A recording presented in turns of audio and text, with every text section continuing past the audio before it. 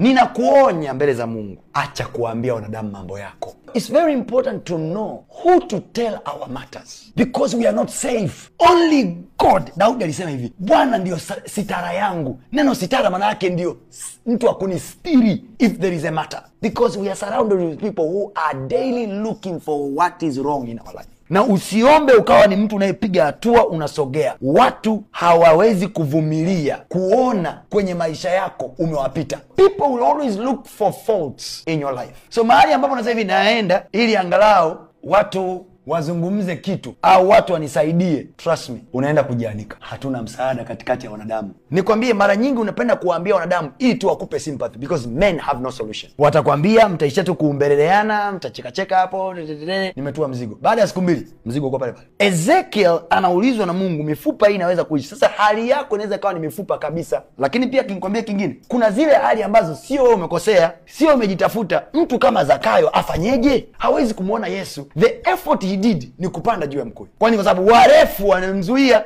Warefu hata kusema hivi basi tumpishe nyamani Zakayo akae mbele yetu kwa sababu sisi ni warefu. Zakayo atakaa mbele ataona, wakamzuia. Now imagine you are meeting people, instead ya kukuletea msaada wa Mungu wanakuua. It's very important to know how do we receive help from God. Inawezekana kabisa ni helpless situation. Tabia yako inawezekana haisaidiki tena. Ushai kupita mahali wale unasema, mtumishi mimi nimeombewa, nimemwagiwa mafuta yale niliyomwagiwa nikanywa. Mtumishi mimi nimeombewa viatu, nimeombewa miguu, nimeombewa vidole, nimeombewa masikio, lakini hili jambo halijawahi kubadilika. Inaitwa mifupa mikavu. Ezekiel alipoulizwa mifupa hii inaweza kuishi, Ezekiel akasema, Bwana wewe wajua. Unajua ile hali ambayo umefika sasa hivi. Mungu wewe unajua Bwana. Kama litaenda haya, lisipoenda haya. That situation, that's what we are addressing here. You have tried to do business. Every time you put money into your business is going.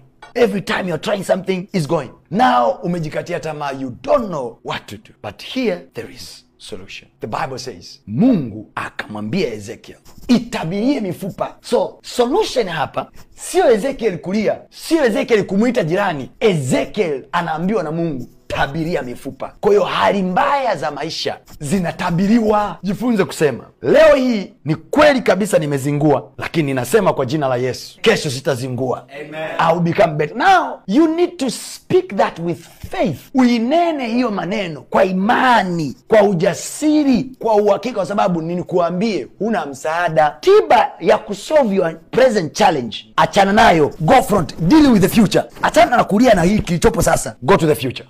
Fix the future. Forget about the past. Forget about the present. I will have the best marriage. Amen. I will have the best spouse. Amen. I will have the best partner. Amen. My life will be the best. Amen. I create my future. It shall be great. Amen.